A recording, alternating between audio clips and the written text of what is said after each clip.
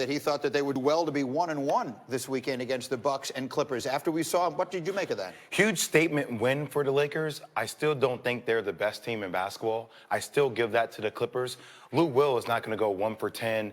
Marcus Morris did not have one bucket down the stretch. And it took so much of LeBron James to handle this down the stretch. But still, a monumental win. And I do think, though, what happened, Greeny, is that LeBron James took the lead in the MVP race. I do think that happened. I agree with the performances both on Friday night yes. and then yesterday, and the crowd was certainly letting him hear that, chanting all of that. And this game yesterday in particular had such a playoff atmosphere, and if there's one thing you took away from it completely, because that was theoretically a Clipper home game yesterday. If these teams meet in the playoffs, it will be 7 home games for the Lakers. Yes, it will be. The main question is LeBron James, the amount of energy that he had to exert. Could he do that for 7 games? He still felt watching the game that, all right, when are the Clippers going to get back in there? Like, how many shots can Kawhi miss? How many shots can PG miss? How many shots will Lou Will miss? The firepower is something that inevitably, Greeny, will keep them in so many games this season. Or you got Anthony Davis making big buckets when you need them. He's got the best running mate that he's ever had. Say that again. Dwayne Wade, first ballot Hall of Famer. Kyrie Irving, magnificent career. Anthony Davis right now is a top 3 or 4 player in the NBA playing alongside him. The main question is, can the bench for the Lakers, can Avery Bradley, can guys like Deion Waiters when he comes back in, can they give them that extra boost offensively? You know who's here this morning to help answer those questions? Doris Burke is here with us. So we'll be talking hoops with her. We got a ton of football coming up. Let's do the promo. Here's what we have coming your way. Much more on the Laker big weekend, plus the latest on the negotiations between Dak. I think that's pretty safe to say. If you did, we want to hear about it. Litmus test. Passing with flying colors. They beat the 2 teams they may very well have to go through in pursuit of their 17th NBA championship. Kawhi Leonard and the Clips, officially the home team at the Staples Center against LeBron and the Lakers. And the Clips, of course, 2-0 against the Lakers coming in. LeBron finishing with that layup, gets fouled. Tight game throughout. LeBron on Kawhi. Kawhi spins and finishes with a one-handed dunk. And, you know, look at it. LeBron, just for a second, takes his eyes off Kawhi, and he blows right by him. Clippers by 4 at halftime. In the third, Kawhi drives right by LeBron, finishes with a slam, and it is a 1-point game. Paul George had a tremendous game, sinking the 3 from the corner. And now it's the Clips on top by 1. In the fourth, Lakers 4-point lead. LeBron did not attempt a field goal in the third, but here he goes, step back 3 for a 7-point lead. And later, LeBron driving by Kawhi, layup and the foul. And here is Kawhi's turn to get caught not looking at King James. Now the Lakers are up 10 after the foul shot. 3 minutes to play, 7-point lead for the Lakers. LeBron to Davis. Davis throwing it down, back to the hoop. Oh my, Lakers by 9. Less than a minute left now. And LeBron driving on Marcus Morris. And 1, and he pumped up. LeBron scored or assisted on 19 of the Lakers' 27 fourth quarter points.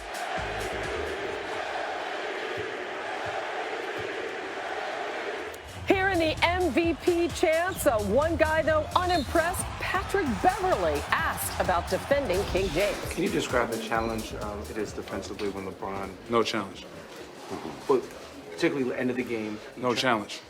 Can you describe what it's like as a defender to when he tries to force the switches not hard with at the all. guard? Yeah, I mean, no reason to, not poke the bear or anything there. LeBron finishes with 28 points, 7 rebounds, 9 dimes in the win. It's a really good weekend for us.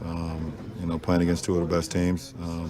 The top 2 teams in the league, including with us, as far as record-wise. But no matter what was going on throughout the course of the game, we just held our composure. We continued to get stops. We continued to execute, and the rest is history. I mean, we know the type of team that we are. If we don't do things that to beat ourselves, then we feel we can beat anybody, and we're a tough team to beat. Wow. Bucks and Clips, impressive. Lakers held on at the end, just like they have all season. They improved to 42-0 and leading after 3 quarters. That is the 5th longest streak to begin a season in the history of the NBA. The Lakers are 24-0 this season when allowing fewer than 105 points. That is the most wins without a loss by any team in the NBA this season. And the Lakers' opponents over their last 2 games, 96 combined wins. According to Elias, that's the most wins by any team's opposition over a 2-game win streak since the 1980 Phoenix Suns.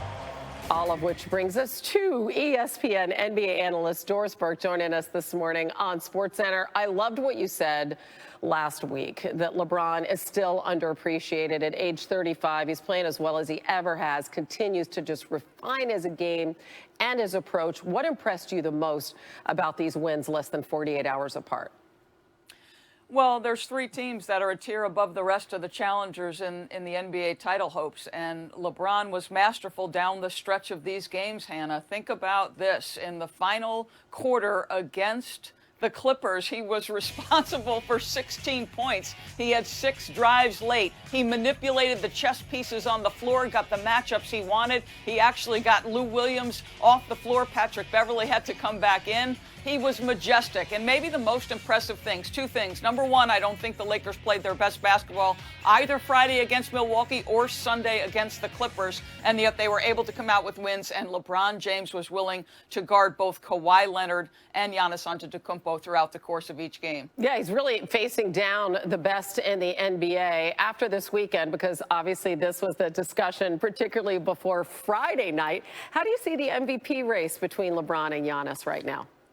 A week ago Sunday, Hannah, I said the narrative was that there was such a wide gap between Giannis and LeBron, and I thought that was a false narrative. It's still a 2-person race. If you ask me today who I'm voting for, it's still Giannis, but there's 20 games left and 18 for Milwaukee, and I don't have to put pen to paper yet, and I certainly haven't made up my mind. Thank you. I love that. Well done. All right, Dave McMenamin reported yesterday that Frank Vogel said it wasn't critical to the playoffs for the Lakers to get that win against the Clippers, but nonetheless, in your mind, they had not beaten them. How important was it to get that victory yesterday? I think you saw it in their actions yesterday. All game, I thought they dictated the level of physicality and intensity. This game, from the outset, felt like a game where every possession had weight and mattered. And don't underestimate the performance of Avery Bradley. He settled into the game early, making shots, and he continued that throughout the course of the game. These are the shots the teammates around LeBron and AD are going to get, and they've got to be prepared to make them. Yeah, really glad you gave Bradley his props. He deserves it. And Caesars now with the Lakers as the outright favorites to win the West. Doris Burke, always a pleasure. Happy day after International Women's Day, by the way. You as well, Hannah. You as well. Thanks, Doris. All right, the Pelicans trying to get to the 8th seed, perhaps to play the Lakers in the first round, dealing with the Timberwolves yesterday, and Minnie Zion running a 9 route, and Lonzo finds him. As good as the finish was, Lonzo got to win this highlight. Spot on from 75 feet right at the rim. And then just a minute later, from about 50 feet, snap pass, and there's Zion who's springing forward. Ball, 18 points and 8 assists on the day. Early second quarter. Jake Layman taking Zion off the dribble and finishing, and yeah, his teammates are swooning over there. Finishes on Derek Favors. And check out a sampling of the crowd. Some loved it, and the guy on the right, somewhat unimpressed. Barely moves. All right. Zion, last seconds of the half, jump ball. He wins it and then gets it back from Drew Holiday. Pelicans up 8, heading into the locker room. We head to the third. Pelicans by 11.